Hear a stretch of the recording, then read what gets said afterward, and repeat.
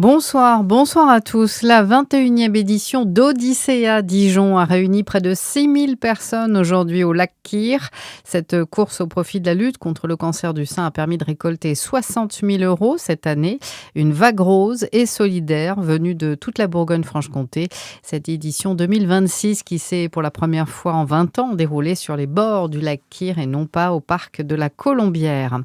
48 heures après la mise en examen et l'incarcération d'un homme pour des infractions de nature sexuelle sur mineurs par le parquet de Lons-le-Saunier et après la mort de la petite Liana, la ministre chargée de l'égalité entre les femmes et les hommes, Aurore Bergé, entend durcir la réponse pénale face aux violences sexuelles sur mineurs. Dans un entretien au journal du dimanche, elle évoque la possibilité de peine de perpétuité pour les viols d'enfants et souhaite rendre obligatoire la justification des classements sans suite.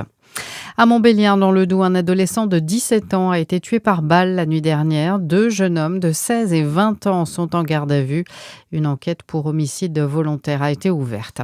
Le ministre délégué de l'Intérieur a attendu demain en Côte-d'Or une visite sur le thème de la sécurité du quotidien. Jean-Didier Berger assistera notamment à une présentation de la coordination entre le centre de supervision urbain et le poste de commandement d'Ivia avant un déplacement au commissariat de police dans l'après-midi.